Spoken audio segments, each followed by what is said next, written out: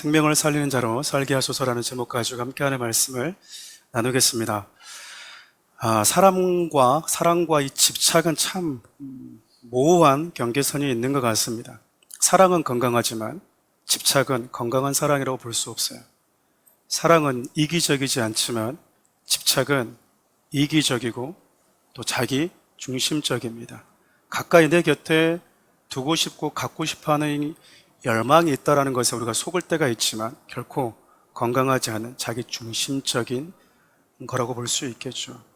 그리고 사랑은요, 무언가 내려놓아야 될 때 과감하게 내려놓게 만드는 건강함이지만 집착은 내가 아니면 안 된다.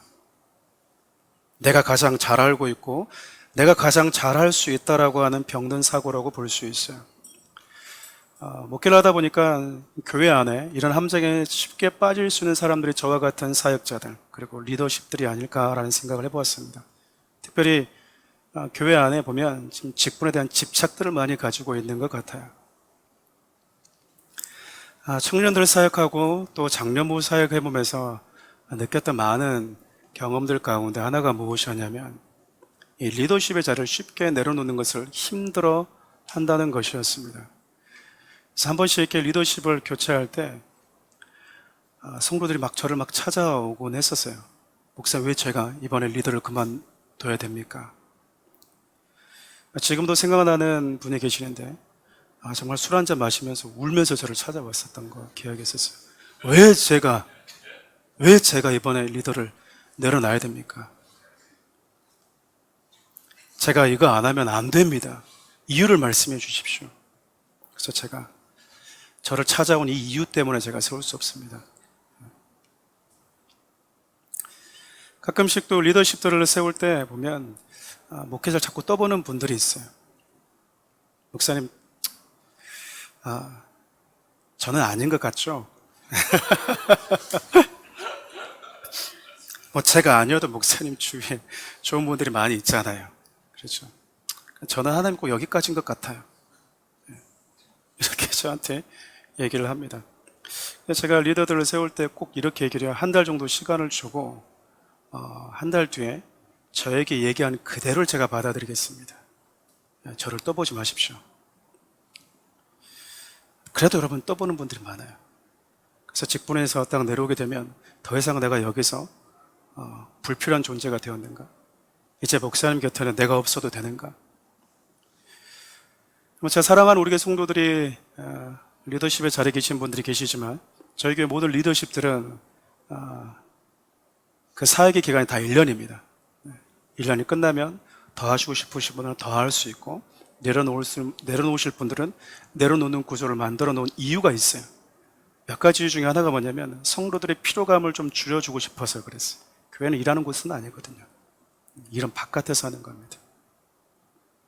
교회 와서 아침 6시부터 저녁 6시에 마치 퇴근하듯이 피로가 누적이 돼서 교회 하루 종일 있고 집에 돌아가면 오늘 하루 뿌듯한 거 신앙생활 잘하는 거라고 볼 수가 없어요. 교회 한번 예배 드리시고 나눔하시고 일은 나가서 하는 겁니다. 그리고 또 한 가지 이유는 성도들이 이 직분에 집착하지 않도록 하기 위해서요. 교회는 도와주러 오는 곳이 아니거든요.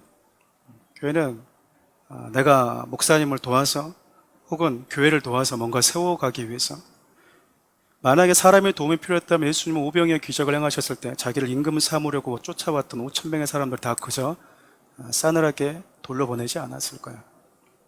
거기 얼마나 일꾼들이 많이 있었겠습니까? 근데 가끔 성도들의 이 신앙을 보면 사역에 집착하는 분들이 계세요. 절대 내려놓지 못하는 거죠. 근데 여러분, 내려놓고 다시 시작하고 또 내려놓는 과정을 통해서요, 내 안에 여러분 사역에 대한 미련, 집착을 여러분 과감하게 포기할 수 있어야 돼요. 여러분들이 여기 앉아있는 이유는 교회에서 무슨 리더십을 하고 있고 교회에서 일을 하기 위해서가 아니라 그냥 예배자로 있는 겁니다. 예배자로. 교회에 무슨 할 일이 있으면 오고 할 일이 없으면 안 오는 게 아니고요. 그냥 예배하는 사람으로 단순히 내가 오늘 하나님 앞에 그분을 만나기 위해서 서 있는 것, 그 이상 이유가 그것보다 더 중요하고 앞선 이유가 있을 수 없다라는 거예요. 지금 우리 교회가 아직까지는 성도님 수들이 좀 부족한 부분이 있지만 성도들이 조금씩 많아지면 제가 생각하는 건 전부 다 1인 1력입니다. 특별한 경우가 아닌 이상은 다 하나씩 정도만 섬길 수 있도록 하는 것이 좋지 않을까라는 생각을 가지고 있습니다.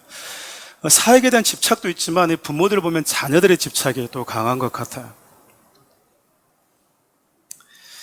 그럼 자녀들에 대한 것이 사랑인지 집착인지 부모님들 많이 혼돈할 때가 있는 것 같습니다. 사랑하는데 여러분, 주의 말씀과 교훈이 아니라 내 생각, 주위의 사람들이 가르치는 그 방향대로 누가 그렇게 하니까 따라하는 방식의 양육을 하고 있다면요, 여러분 그것은 건강한 사랑이라고 볼 수 없어요. 하지 않으면 뒤처질 것 같은 그 두려움에서 시작되는 사랑은 집착이라고 볼 수밖에 없겠죠. 이런 분들도 계십니다. 내가 상처를 받고 살아왔으니, 내가 이런 가난함에 살아왔으니, 이렇게 어렵게 살아왔으니까 내 자녀만은 절대로 그런 상황을, 그런 대우를 받게 하지 않을 거야. 이런 생각이 옳다 그르다라고 판단할 수는 없을 것 같아요. 왜냐하면 이건 모든 부모들이 가지고 있는 좋은 마음들이기 때문에 그렇습니다. 그러나 여러분 아시다시피 부모가 아무리 원한다 해도 그 자녀들이 겪어야 되는 희노애락을 막아줄 수는 없어요. 우리 가요의 한 어떤 가사처럼 비가 오면 같이 비를 맞아줄 수는 있지만 그 비를 막을 수는 없다라는 겁니다. 비가 내려오지 못하도록 막을 수 있는 힘은 우리에게 없어요. 여러분과 제가 경험해 보았듯이 나의 바램과 상관없이 자녀들도 똑같은 아픔, 슬픔, 힘든 상황, 만나지 않았으면 하는 그 사람들을 만날 수밖에 없는 것이죠. 그것이 우리들이 가진 한계입니다. 그럼 우리는 무엇을 할 수 있을까요? 내 의지와 내 생각대로, 내 바람대로 만났으면 하는 사람만 만나고 주어졌으면 하는 상황만 만날 수 없다면 그러한 상황과 그렇지 못한 사람을 만날 때 우리 아이들이 어떤 믿음에 반응하며 살아갈지를 가르쳐 주는 것이 부모 역할이 아니겠습니까? 부모들이 할 수 있는 것은 나의 한계를 직시하고 우리 자녀들이 무엇을 위해서 살아야 하는지 삶의 방향과 가치를 가르쳐 주는 역할이 아닐까 싶어요.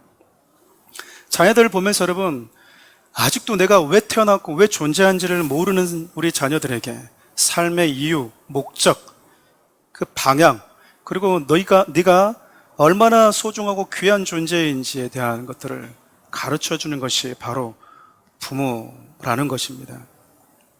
그럴 때 여러분, 우리 자녀들은 부모를 통해서 삶의 가치관, 삶의 이유를 배우게 되는 것이죠. 여러분 잘 아시는 어거스틴이 그의 책 참여록에서 어머니가 자기 자신에게 미쳤던 선한 영향력에 대해서 이렇게 글을 썼어요. 나의 어머니 모니카는 하나님 당신의 음성이었습니다. 하나님 당신은 그녀를 통해서 나에게 말씀하셨습니다.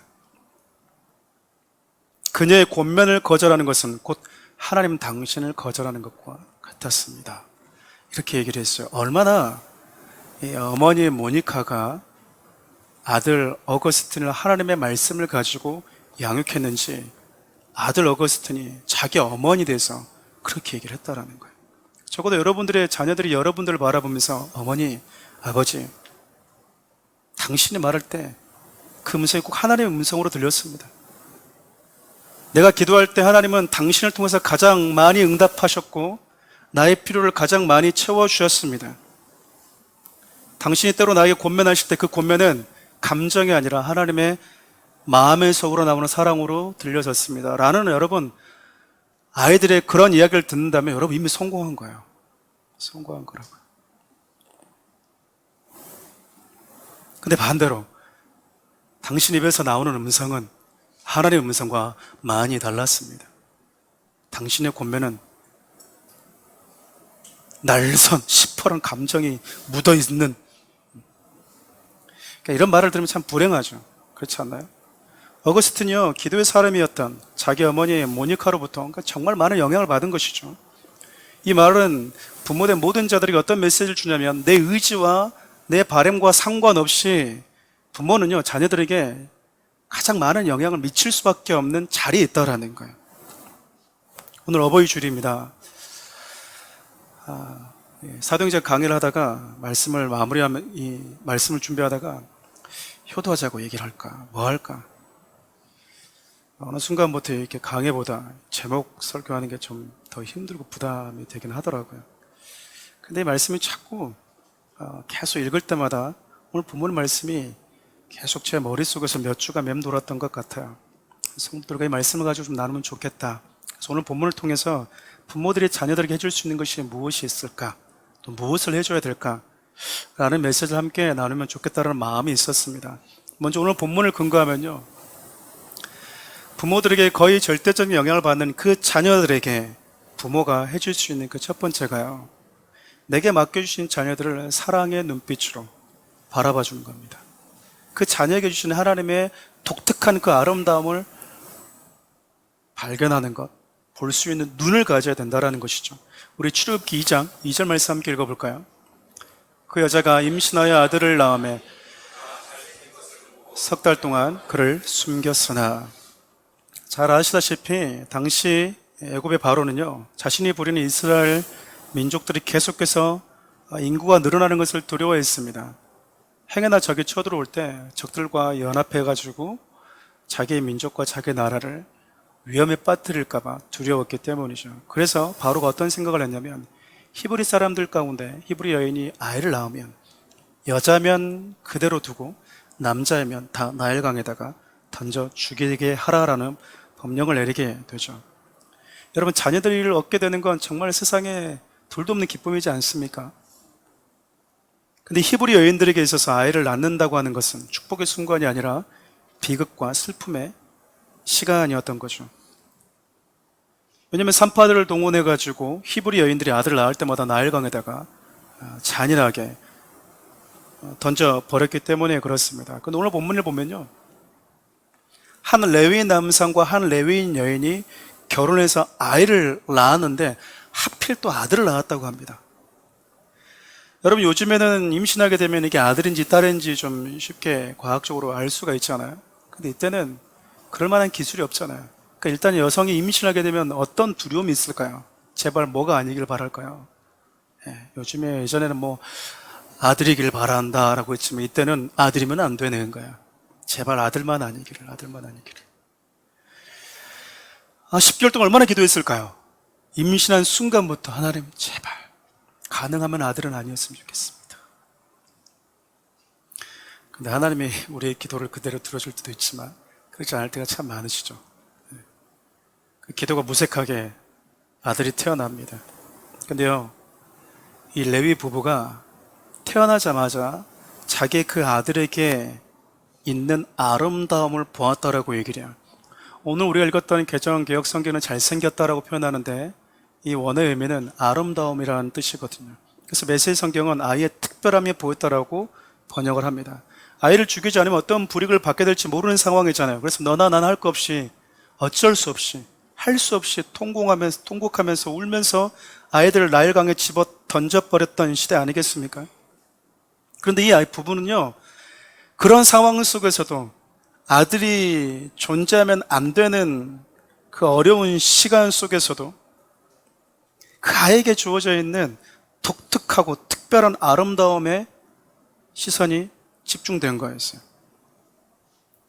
여러분, 그렇잖아요. 하나님은 저와 여러분들 뿐만 아니라 우리 모두를, 우리 자녀들을, 그들에게 하나님의 아름다움이 있는 그 모습을 담아 넣어 주셨거든요. 세상은 여러분 다양한 기준을 가지고 우리 자녀들을 대합니다. 외모, 실력, 학벌, 지연. 안타까운 것은 여러분, 세상에 가지고 있는 이 수많은 거울들이 다 거짓된 거울이라는 거예요. 거울은 여러분 진실되게 있는 모습 그대로 우리를 비춰주는 역할을 하잖아요. 근데 세상에 존재하는 학연이라는 거울, 지연, 학벌, 실력, 외모, 인기와 같은 그런 거울들은요, 진짜 거울이 아니에요. 근데 우리 자녀들이 자꾸 그 거울에 자기 모습을 비춰보고 있다는 거잖아요. 그래서 그것에 비춰지는 모습이 내 모습인 것처럼 서로 비교하고 비교를 당하면서 힘들어하면서 살고 있다는 거예요. 근데 여러분, 세상에서 비춰주는 그 거울이 다 거짓된 거울이고 참된 진짜 거울은 하나님 앞에 나와야만이, 그분의 말씀 앞에 서 있을 때만이 참된 너의 모습을 진짜 볼 수 있다고 말해줄 수 있는 유일한 사람이 여러분 부모예요. 여러분 아이들이 태어나면 아이들이 예쁩니까? 아이들이 태어나면 다 예쁩니까? 우리 제3자지 않습니까? 우리는 제3자이기 때문에 상당히 객관적인데 부모님들은 객관적이지가 않아요. 그렇죠? 부모님들은 절대 객관적일 수 없습니다. 여러분 아이가 딱 태어나면 외모만 보면 정말 예쁘다 이럴 때가 있지만 별로 좀 안 예쁠 때도 있습니까? 없습니까? 있어요 여러분. 있어요. 근데 부모 앞에서 그렇게 얘기하면 돼요 안 돼요? 안 되죠. 부모 앞에서 나는 솔직한 사람이니까 여러분 이렇게 얘기하는 건 센스가 없는 거죠. 여러분 객관적으로 보면 아이가 예쁜 아이가 있고요 별로 안 예쁜 아이가 있어요. 별로 안 예쁜 아이가 있다니까요. 근데 부모의 눈에는 그 아이가요 가장 아름답게 보여요. 그 눈이요 하나님이 그 아이를 바라볼 때 가지고 있는 눈이거든요. 그 눈은 부모에게만 있습니다. 그 거울이요 어머니 아버지 눈에 딱 끼어져 있다고요. 그래서 여러분 코가 문드러져 있어도 봤지 코 이렇게 봤지 눈이 이렇게 찢어져도 눈 크네 천재네. 제 애들도 다 천재란 말 다 들어봤습니다. 다 천재고요 다 예쁘고요 다 눈 크고요 코 오똑하다고 그래요. 부모의 눈에만 그렇게 보이는 거예요. 부모의 눈에는요 하나님이 그 아이를 바라볼 때 가지고 있는 특별함을 보는 눈이 있습니다. 세상은 그렇게 보지 않아요. 세상은 그렇게 보지 않습니다. 그래서 여러분 우리 자녀들이 세상에서 여러 이유들 많이 배웠느냐 외모가 왜 그러냐 별로 인기가 없냐 혹은 실력이 그것밖에 안 되냐 왜 이렇게 미련하냐 그런 여러분 말을 듣고 부모에게 딱 오면요 내가 봐도 네가 좀 미련해 이렇게 얘기하면 안 되는 거예요. 그때 뭐 해줘야 되는 겁니까? 하나님의 눈으로 우리 아이를 바라보는 그 프로그램이 작동이 되어야 되는 거예요. 그 아이들은요 부모 품 안에서 그래 나는 참 특별한 존재가 맞아 나는 아름다운 존재가 맞고 나는 가치 있는 존재가 맞아. 근데 마지막 남아있는 하나님의 거울이 투영되어 있는 부모의 눈으로도 그게 보이지 않으면요 자녀들은 참 힘들 수밖에 없는 겁니다. 근데요 이 레위 부부에게 그 아이를 바라볼 때 하나님이 그 아이에게 주었다 그 아이에게 가지고 있는 그 아름다움이 보였던 거예요. 시대가 참 어둡잖아요. 죄가 죄로 여겨지지 않는 시대를 우리가 지금 살아가고 있어요. 예전에 부모님들 학교 보낼 땐 잘 다녀와라 이러면 끝이었습니다. 어느 순간부터 이제 뭘 조심해라 요즘에 이제 마약 조심해라 길 가다가 누가 음료수 주면 절대 받아먹으면 안 된다. 너 특히 너 먹는 거 좋아하는 너 절대 받아먹으면 안 돼. 이렇게 말해야 되는 시대가 돼버렸어요. 지금은 우리 남자아들이 여자가 아니라 남자애를 사랑하면 어떡하지? 우리 딸이 사랑한다고 덥석 데리고 왔는데 여자애를 데리고 오면 어떡하지? 여러분 지금 이렇게 불안해하는 시대가 돼버렸다니까요. 악하고 어두운 시대에 살아가고 있는 우리 자녀를 바라볼 때 그 자녀들에게 우리 부모님 내줄 수 있는 것은요 그 아이의 가치를 보고 그 아이의 아름다움에 집중해 주는 것 아닐까요? 야, 너 진짜 무슨 죄를 지었길래 이 시대에 태어났냐? 그렇게 말하는 것이 아니라 네가 어느 시대에 태어났든 어느 가정에 있든 관계없이 너는 소중하고 하나님의 성품과 그분의 형상이 묻어있는 아름다운 사람이다 라고 말해줘야 되는 거예요. 읽어보신 분들은 아시겠지만 맥스 루케도 목사님이셨던 너는 특별하단다 라고 하는 이만한 그림책이 있어요. 그 책의 제목처럼 그 아이에게 담겨져 있는 아름다움과 독특함, 그 매력을 아낌없이 말해줄 수 있는 사람, 그것이 사랑하는 우리 성도들이 되었으면 좋겠고 리더십들이 되었으면 좋겠고 여러분 부모님들이 되었으면 좋겠어요. 오늘 여러분 본문에 등장한 레위 부부는요 축복받을 수 없는 시대에 태어난데도 불구하고 아이를 보면서요 그 아이 안에 있는 하나님의 아름다움을 볼 줄 아는 부모였습니다. 저는 부모들에게 이런 대담함이 필요하다고 생각해요. 시대를 두려워하지 않는 사람들, 그 시대 속에도 여전히 하나님의 아름다움을 말해줄 수 있는 사람들. 근데 여러분 문제가 좀 생겼어요. 왜냐하면 이 아이를 계속해서 키울 수 없는 상황이 되어버린 겁니다. 정말로 수많은 감시단들이 들이닥치면서 울음소리, 아이의 울음소리가 나는 집집마다 찾아다니지 않았겠어요. 그래서 남자인지 여자인지를 구분하고 남자이면 왜 아직까지 아이가 태어났는데 나일강에 던지지 않았냐고 불이익을 줄 것은 뻔하고 뒤늦게 그 아이를 들어서 잡아서 뭐 하는 거야? 죽이는 거죠. 차라리 정이 들지 않을 때, 태어날 때 그냥 눈찍 감고 버리면 좀 덜 슬픔이겠지만 정이 쌓이고 눈에 들어와 버린데 버리는 것은 더 큰 아픔이지 않겠어요? 근데 여러분, 이 부모가 아이가 울 때마다 얼마나 이 가슴에 타들어갔을까요? 울면 안 되잖아요. 숨어 있는데. 이때 가장 미련한 부모는 어떤 부모입니까? 운다고 더 때리는 부모들이. 그치? 울지 마, 울지 마. 저는 가끔씩 부모님 보면서 울지 말하면 달래줘야 되는데 울지 말라고 때리는 부모님들이 있더라고. 더 울지 않겠나? 그렇지 않나요? 근데 아이가 여러분 우는 것만큼 무서운 게 없었겠죠. 부모에게는. 이거는 진짜 생명을 다투는 일이기 때문에.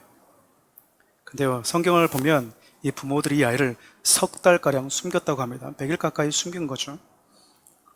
최선을 다해서 숨 죽이면서 숨겼는데 더 이상 어려워진 거예요.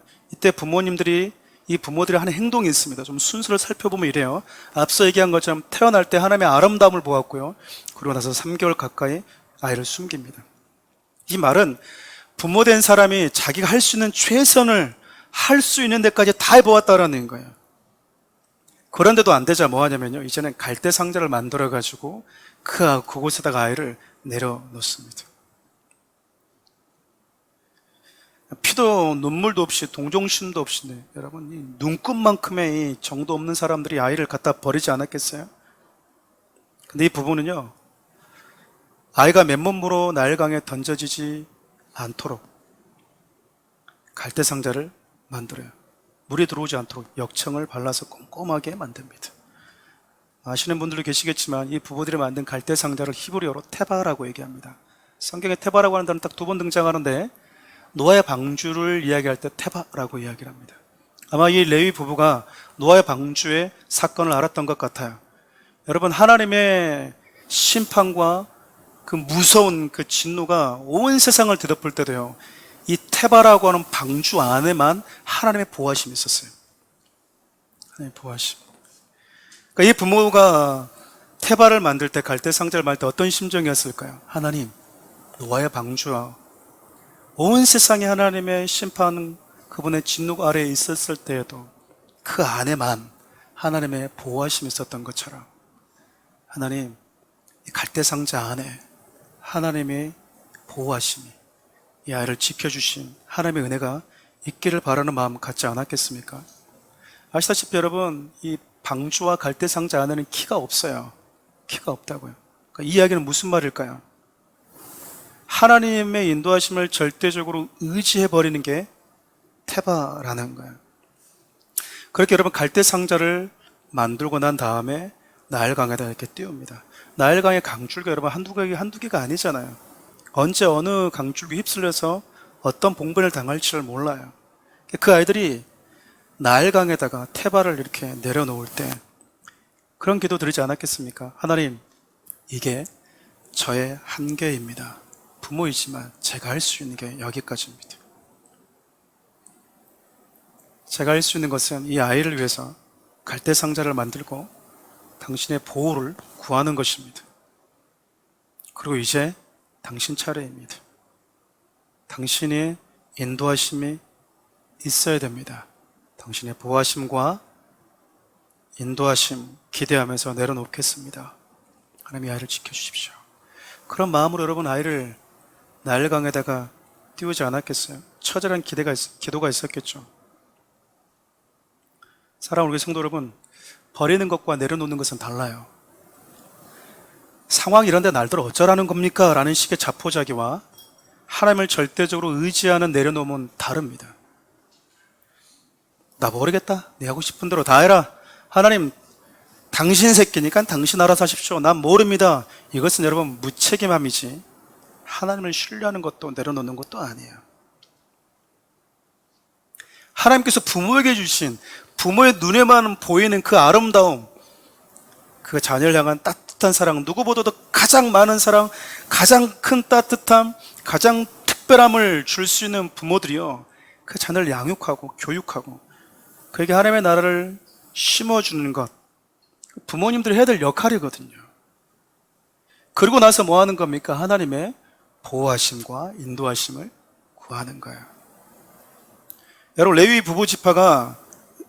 부부가요, 갈대상자를 만들었을 때 세상에 거센 파도가 들어오지 못하도록 역청을 바르잖아요. 하나님만을 절대적으로 의지하면서 세상을 살아가야 된다고 가르쳐 줘야 된다는 의미 아니겠습니까? 일부러 여러분 자녀에 대해서 차갑게 대하는 게 내려놓는 것도 아니에요. 아브라함이 이삭을 바쳤을 때처럼 가장 사랑하는 것이 우상이라고 생각하면서 내가 가장 사랑하는 게 뭘까? 딱 정해져 있지 않습니까? 여러분들이 가장 사랑하는 건 둘 중에 하나잖아요. 돈 아니면 뭐예요? 자식이잖아요. 가장 사랑하는 게 배우자면 참 좋은데 배우자가 1번이 아닐 때가 참 많은 것 같습니다. 어디 숨겨놨던 주식이나 돈 아니면 자식이잖아요. 그럼 사람들 어떻게 생각하죠? 하나님보다 사랑하는 게 우상이래. 나는 돈을 더 사랑하는데 돈이라고 말하면 돈을 뭐 해야 될 것 같으니까, 뭔가 하나님 앞에 드려야 될 것 같으니까 스스로 자기의 마음에 돈은 아닌 것 같아, 우리 딸인 것 같아. 그래서 이제 딸을 그때부터 뭐 하죠? 냉정하게 대하는 거예요. 아빠 갔다 왔어요. 됐어. 응? 밥은 먹었어. 왜 그랬어? 이렇게 냉정하게 대하는 게 여러분, 이게 하나님 봤죠? 저는 하나님 가장 사랑하는 걸 알죠? 무지한 것 같아요. 무지한 것 같아요. 왜 이런 사고가 생겼을까? 왜 이런 생각들이 들어와 버렸을까?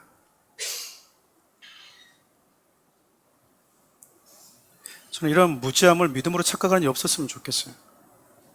가끔 믿음 있는 척하면서 하나님, 저는 모릅니다. 하나님 다 알아서 하십시오. 되게 믿음 있는 것 같잖아요. 하나님 자식이니까 하나님 다 알아서 하세요. 이거 무지입니다. 단무지가 아니라 무지라는 거예요. 무지. 네.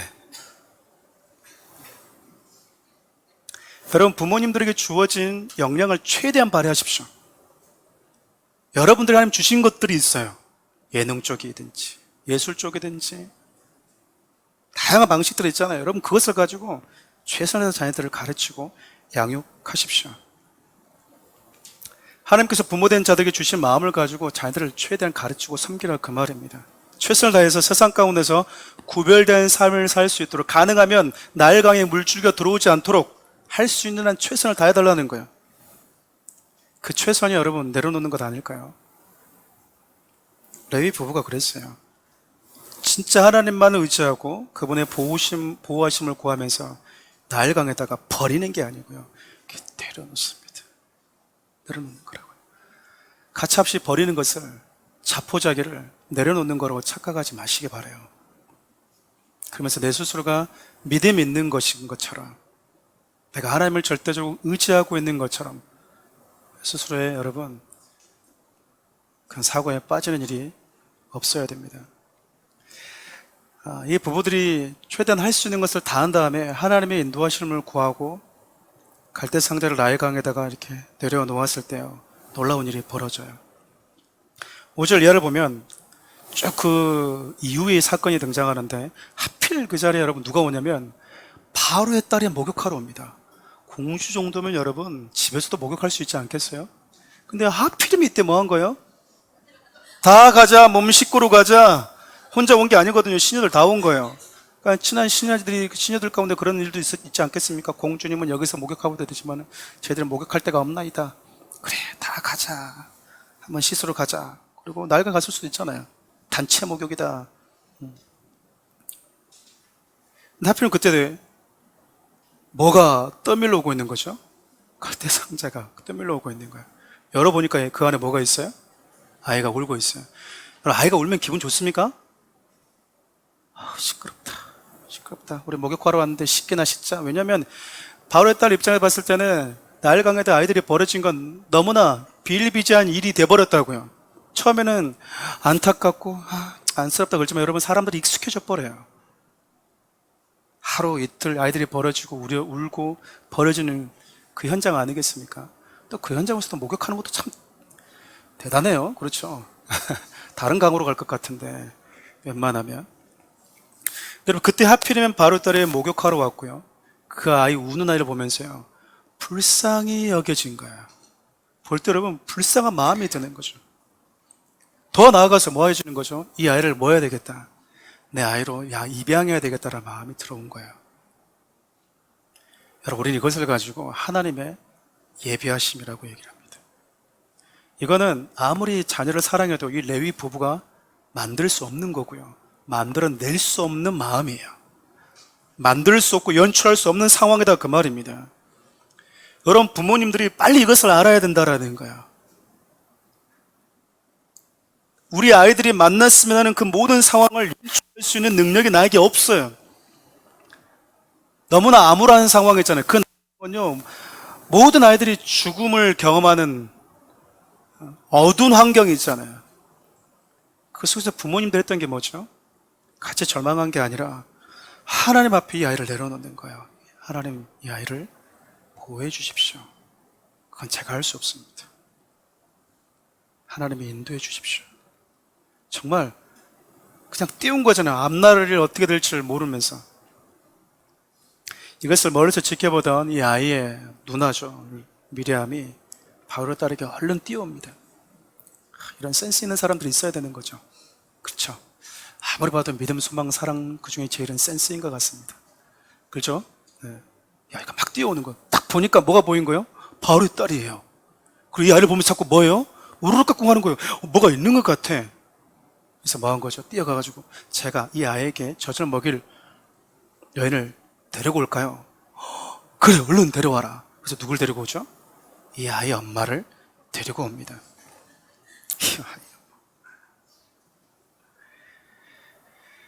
바로의 딸의 요청으로요, 돈을 받고 자기 아들을 젖을 먹였어요. 우리 아이들 키우면서 젖 먹일 때마다 국가에서 돈 주면 얼마나 좋겠습니까마는, 진짜 자기 아들 젖 먹이면서 돈 받는 사람 유일한 여인이 아닐까. 하나님 행하신 참 놀랍죠. 부모된 나에게 하나님이 주신 그 역량을 최대한 발휘하는 거죠. 자녀를 사랑하고 돌보고 하나님의 예비하심을 구하는 것, 그것이 건강한 모습으로 자녀를 대하는 것이 아닐까요? 그 이후에 이런 말씀들이 있습니다. 함께 읽어보겠습니다. 출애굽기 2장 8절 10절인데 읽어볼까요? 바로 딸이 그에게 이르되 가라 하매 그 소녀가 가서 그 아기의 어머니를 불러오니 바로 딸이 그에게 이르되 이 아기를 데려다가 나를 위하여 젖을 먹이라. 내가 그 삭슬을 주리라. 여인이 아기를 데려다가 젖을 먹이더니 그 아기가 자라매 바로의 딸에게 데려가니 그가 그의 아들이 되니라.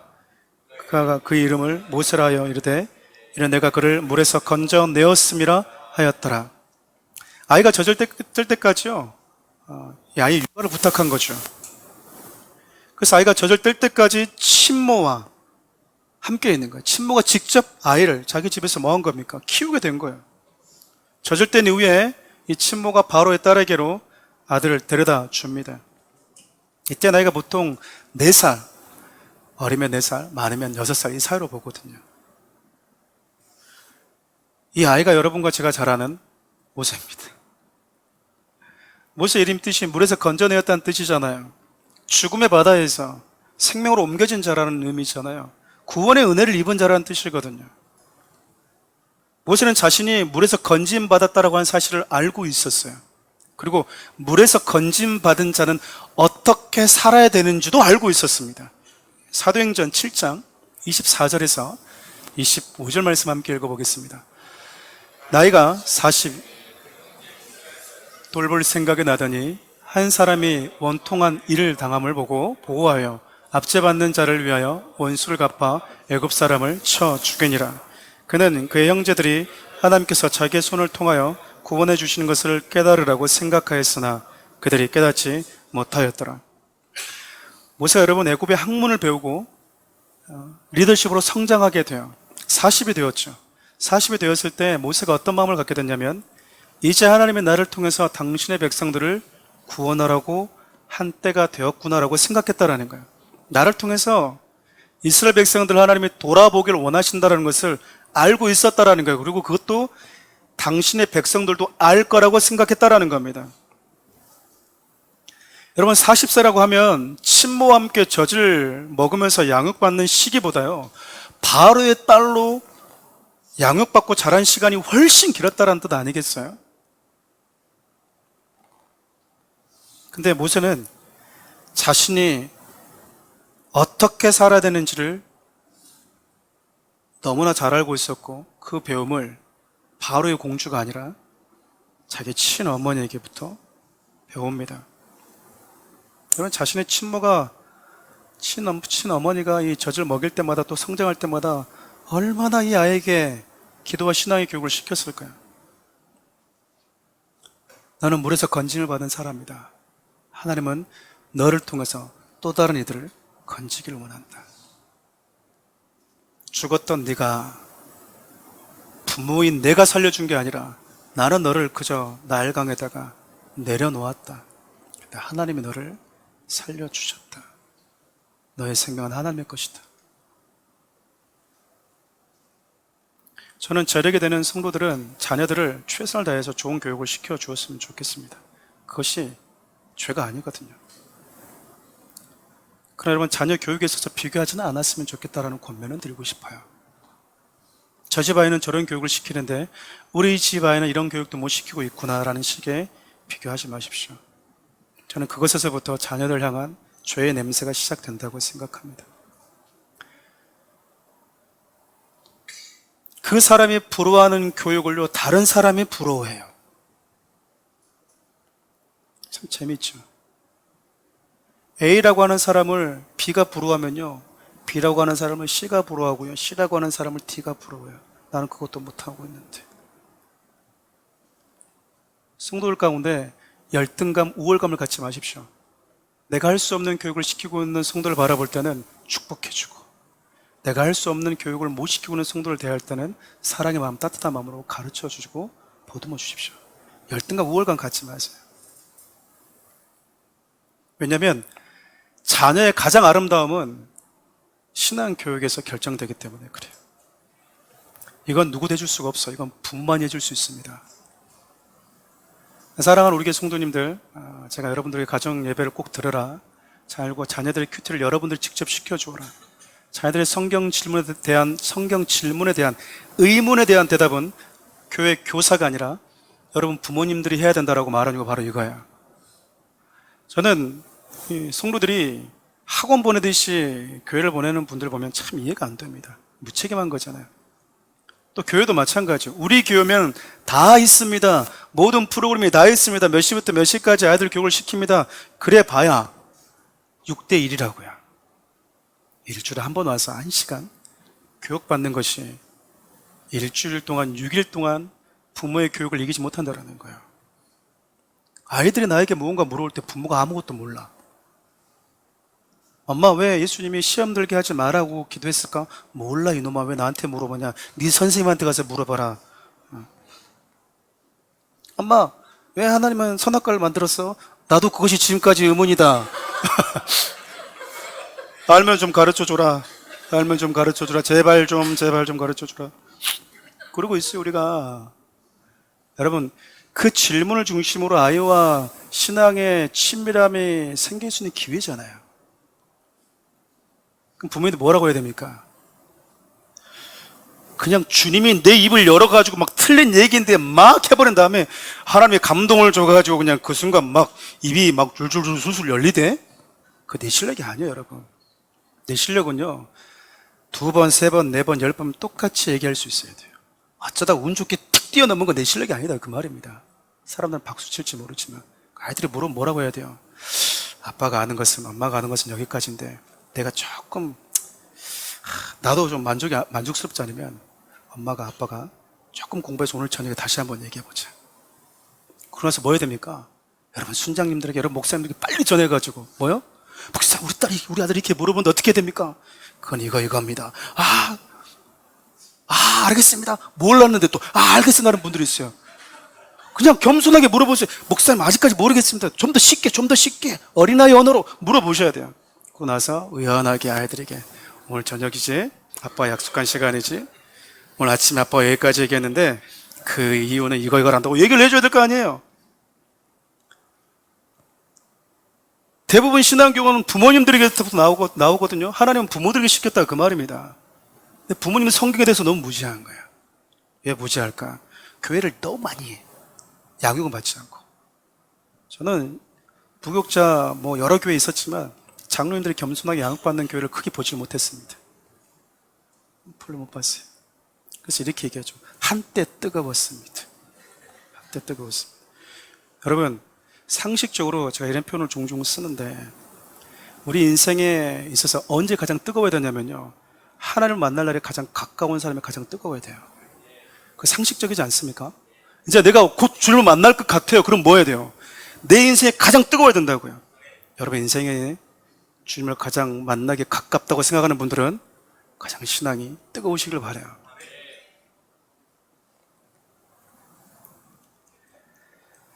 여러분, 내가 누구인지, 그리고 내가 앞으로 물에서 건진받은 나는 어떤 삶을 살아야 되는지 모든 거를요, 모세가 히브리인 어머니에게 배웠다는 걸 아니겠습니까? 여러분, 세상 학문을 배웠다고 해서 하나님을 떠나는 게 아니에요. 공부 열심히 한다고 하나님을 떠나는 게 아니고요, 좋은 대학 간다고 해서 하나님을 떠나는 게 아니라니까요. 그 학문을 컨트롤할 수 있는 신앙 교육이 부족하기 때문에 그래요. 바로의 딸과 함께 하면서도, 그리고 그 딸과 함께 하면서 배웠던 최고의 학문도요, 어머니와 함께 작은 골방에서 나눴던 신앙의 교육보다 강하지는 못했어요. 만나면 뭐 해야 돼요? 아이들과 만나면 뭐 하셔야 됩니까? 신앙에 대해서 대화하고, 이해했니? 물어보고, 큐티하면서도 이해되었니? 물어보고, 누워가지고 그냥 대충 이게 아니라 물어보고 대화하고. 말씀을 마무리하려고 합니다. 여러분 자녀들에게 여러분들은 무엇을 가르치고 계십니까? 사랑하는 우리 교회, 우리 집사님 운영하시는 어메이징 D라고 하는 아주 훌륭한 다이어트 푸드점이 있습니다. 서울대 근교에 있으니 가보실 분들은 많이 가보시면 좋을 것 같습니다. 맛있게 음식을 먹으면서 여러분 다이어트 할 수 있는 곳이거든요. 제가 집사님이 초대로 어메이징 D에 한 2번인가 가봤어요. 거기 가보니까 영어로 뭐가 써있냐면 You are what you eat 이렇게 써있더라고요. You are what you eat. 해석 안 해줘도 아시겠죠? 의역하면 그거잖아요. 당신이 먹는 그것이 뭐다? 너다. 당신이 먹는 그것이 나다. 하나님 우리에게 그런 말씀하시잖아요. 사람이 떡으로 사는 게 아니라 말씀으로 산다. 좀 쉽게 얘기하면 말로 산다라는 거거든요. 진짜로 그런 것 같아요. 여러분 사는 거 볼 때 부부 어떻게 대합니까? 누가 가르쳐준 말 가지고 아내를 대합니다. 여러분 자녀를 공부를 왜 가르치죠? 왜 열심히 해야 한다고 생각하죠? 누군가의 말을 들었어요. 그래야지 성공한다고. 성경은요, 하나의 말씀으로 사는 게 인간이래요. 참 울림이 있지 않습니까? You are what you eat. 큰 울림이 있잖아요. 왜냐면 진짜 우리는요, 무엇을 먹느냐에 따라서 내가 되니까 그래요.